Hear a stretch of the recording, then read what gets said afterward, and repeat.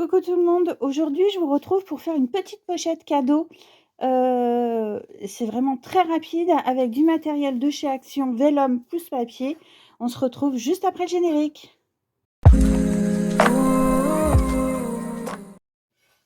Alors voilà, aujourd'hui je voulais vous montrer, alors est-ce qu'il y a assez de lumière ou c'est mieux comme ça? C'est peut-être mieux comme ça. Je voulais vous montrer une pochette cadeau à réaliser, c'est vraiment très simple. Donc c'est du papier d'Action. Et du masking tape et du vélum.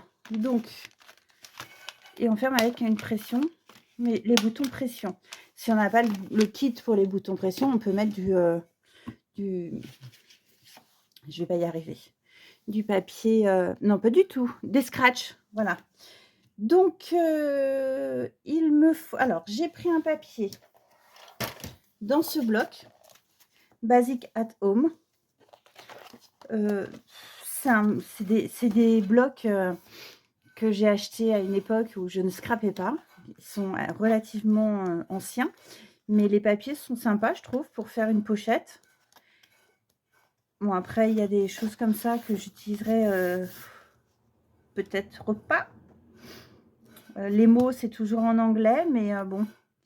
Et donc, il y en a deux, c'est des recto verso, et c'était du papier recto verso que je voulais pour faire ces pochettes. Et j'ai pris du papier, vous savez, dans les blocs vélum de chez Action. Mais c'est pareil, c'est des anciens parce que ceux que j'ai dans mon Action là actuellement, c'est encore des blocs de Noël. Donc, on y va. Je vous reprends tout de suite. Alors, vous inquiétez pas si vous entendez du bruit, c'est tout à fait normal puisque il fait beau. Les fenêtres sont grandes ouvertes et puis Joël est en train de travailler, donc ça fait du bruit forcément. Il travaille dehors. Alors, on va prendre avec une feuille, on va pouvoir faire deux pochettes. Donc, on va faire mon papier, on va prendre 19,10 par 13,20.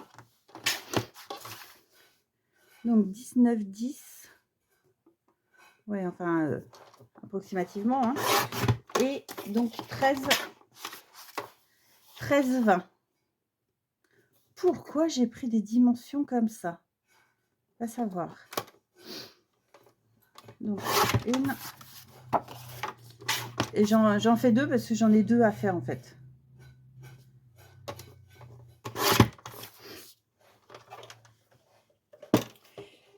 Idée trouvée forcément sur Pinterest.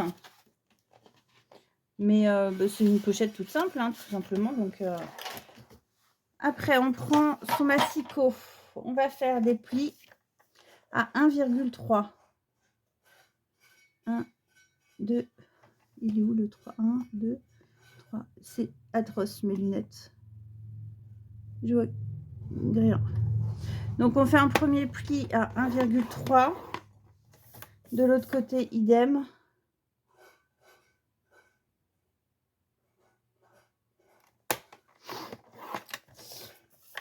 En bas, idem aussi. 1, 2, 3. Et le haut, on fait 3 cm. Comme c'est du papier recto verso, vous allez pouvoir faire une pochette d'un côté, une pochette de l'autre. Donc 3, 1, 3, 1, 3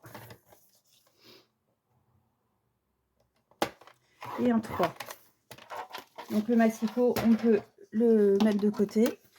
Ensuite, vous avez, donc vous voyez les plis. Donc 1,3, 1,3, 3 cm et 1,3. Et on va supprimer les bordures, les coins qui sont ici, qui sont dans les 3 cm par 1,3. Donc là, on supprime.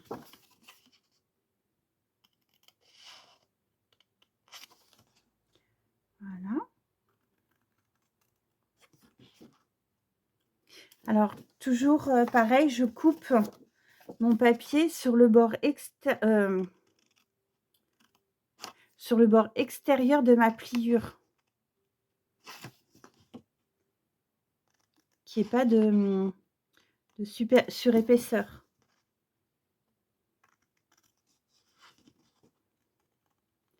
Tac. Et voilà.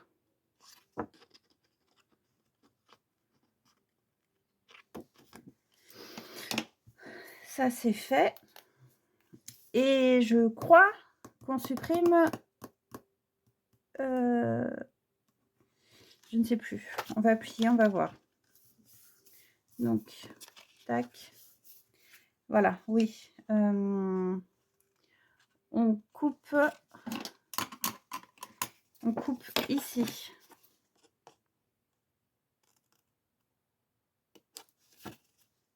Ah non, on coupe carrément le carré. Là, un peu en biais. Donc, sur la longueur, vous coupez ici, mais un petit peu en biais. Et on supprime, on fait sauter le carré. Voilà. Et vous faites sur les deux.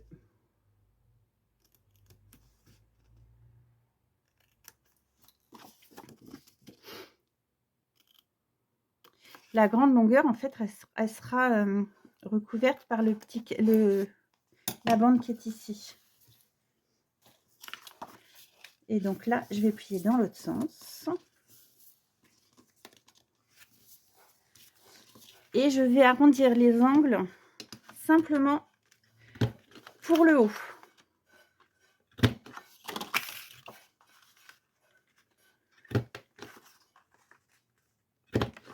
Là. Ensuite, alors avec les papiers d'action, ne pliez pas avec le plioir. Quand vous avez plié votre papier, ne pliez pas avec le plioir parce que, en fait, si vous appuyez trop avec le plioir, ça va vous casser le papier et c'est dommage, forcément. Ensuite, il vous faut 2 vélums. Alors, mes vélums, ils font donc la taille ici. Ils font 10,5 par 14,9. Et on va venir les coller comme ceci. Je ne vais pas couper là. Je vais pas coller là. Alors, avec quoi j'ai dû coller du double face? Beaucoup plus simple.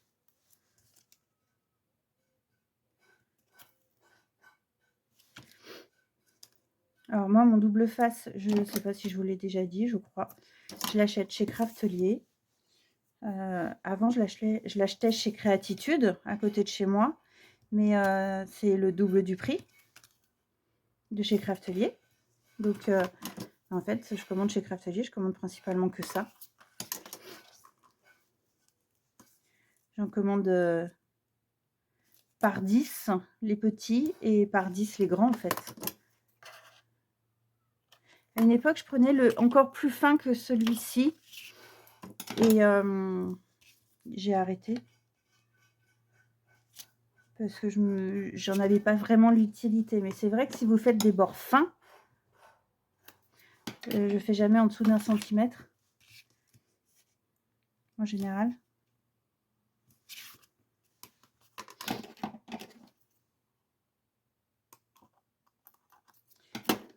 Tac. Voilà, comme ça, c'est carrément plus simple. Avec le double face qu'avec la colle. Au moins, ça déborde pas. Et le papier est bien collé.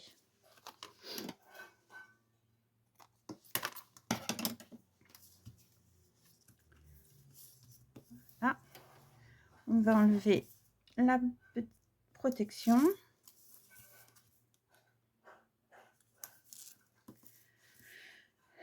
Alors, quand je vais vous poster la vidéo, j'imagine que vous aurez certainement reçu le vôtre. Alors, mon papier vélum, il est un petit peu imprimé. Donc ça, c'est pas grave. Donc, on colle là. On colle d'abord les côtés. Et ensuite, le rebord là vient fermer. Et vous voyez, on n'a même pas besoin de faire un pli de surépaisseur puisque de toute manière, ça laisse la possibilité de mettre un tout petit peu de volume. Après, c'est pas non plus fait pour. Mais je trouve que c'est mignon pour faire un envoi à une scrap copine. Oui, je vous disais tout à l'heure que quand vous allez voir la vidéo, vous aurez certaines l'auront déjà reçue. En fait, c'est pour remercier toutes les personnes qui ont participé à mon concours. Je suis assez mal à l'aise avec l'idée de concours, une seule gagnante.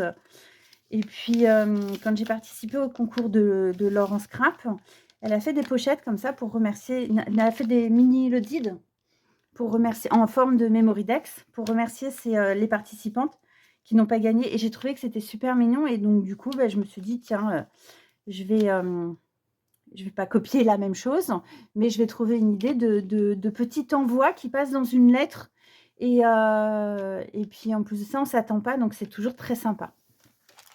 Ensuite, j'ai recouvert, c'est les chutes de ce que j'ai déjà fait. J'ai recouvert du papier blanc, papier A4, tout simple, hein, comme ça, avec du masking tape.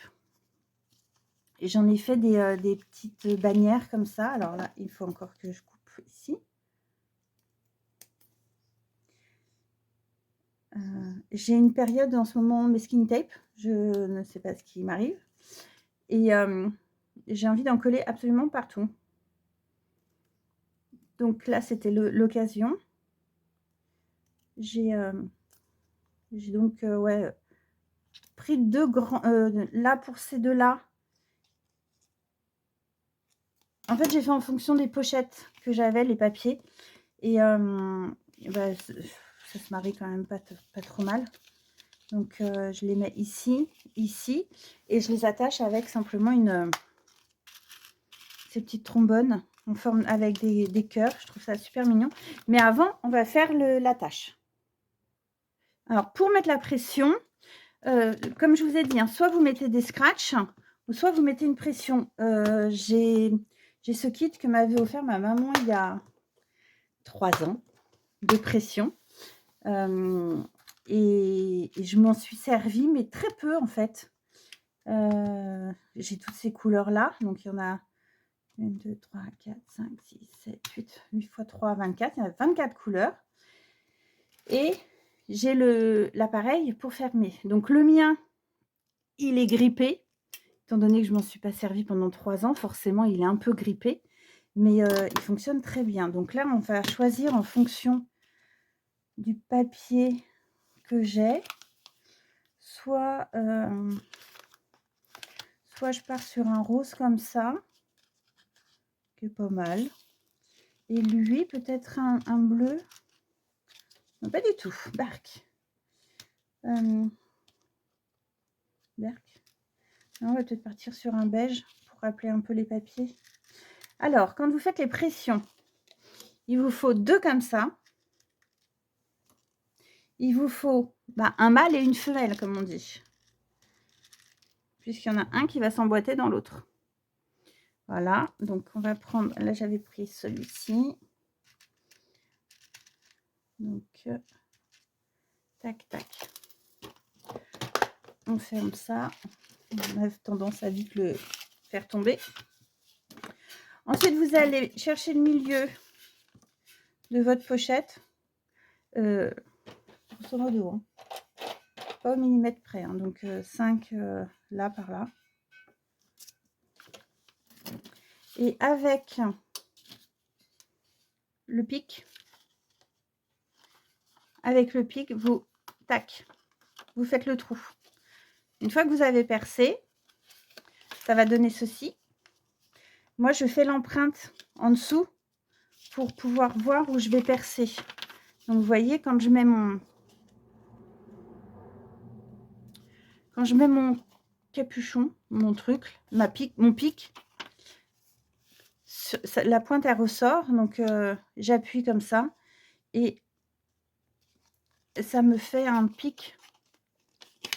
C'est très léger. Hein. Ça fait un pic sur le vélum. Donc, après, j'ai plus qu'à percer en transparence. Tac.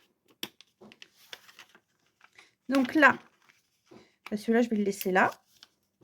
Je vais mettre un. Celui-ci, on va dire que c'est la femelle, ici. Et avec ma pince, je vais venir fermer. Parce que là, j'ai le petit picot, le petit pic, en fait, qui ressort et ça ne va pas fermer. Donc, je vais appuyer. Alors, je vous le montre en même temps parce que je sais que chez Action, ils en ont sorti. Donc, c'est pas spécialement... je sais pas comment c'est expliqué, comment c'est fait. Mais c'est bien de voir la démonstration. Alors, j'ai l'impression que lui, il est mal barré. Il est parti sur le côté. On va voir ce que ça va donner à la fermeture. Et je fais la même opération avec celui-ci. Donc, lui va venir s'emboîter dans celui-ci. Logiquement, j'en ai fait 10. Il n'y a aucune raison que ça ne fonctionne pas sur le 11e. Il y a toutes les raisons du monde. Et voilà. Ah si, ça fonctionne. Ça ferme. On va faire l'autre.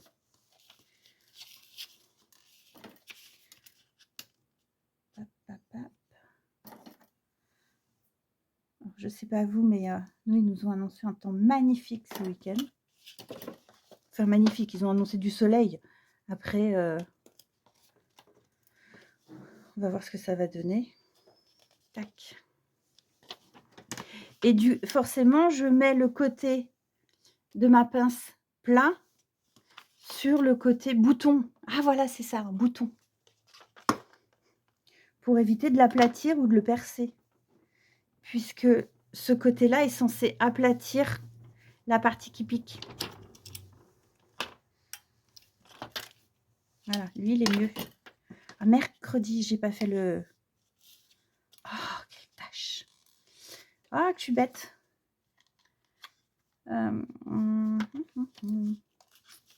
J'ai pas fait le trou. Comment je vais me débrouiller? Si je mets de l'encre... Voilà, j'ai encore un truc. Je vais essayer un truc. Une bêtise. De fait. Si je fais ça. Voilà. Après, je vais essuyer, forcément, pour éviter d'en foutre partout. Voilà. Et lui, on va essayer de le mettre au milieu. Alors, si vous êtes comme moi dans la vidéo, en regardant, vous vous êtes dit, ben, elle a oublié de faire. Tac. J'espère que ça va être droit, cette histoire. C'est pas gagné. Hein. Ouais, ça a l'air d'être pas trop mal. Et on referme.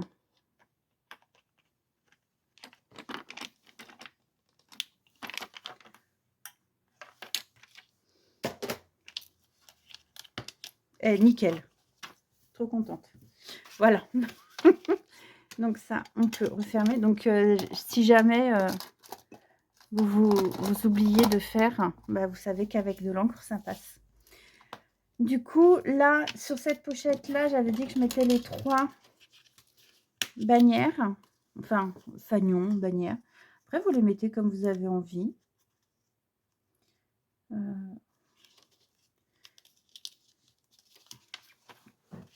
Le but est de mettre qu'une seule trombone. Alors, vous les mettez comme ça. Vous faites votre assortiment, j'ai envie de dire. Assemblage. Je dis n'importe quoi. Et le trombone. Oh, un coup de vent, tout s'envole. Et celui-ci, on va faire pareil. Il est mal coupé, lui. Et du coup, le fait de prendre du masking tape, c'est bien aussi puisque ça permet de faire des imprimés différents.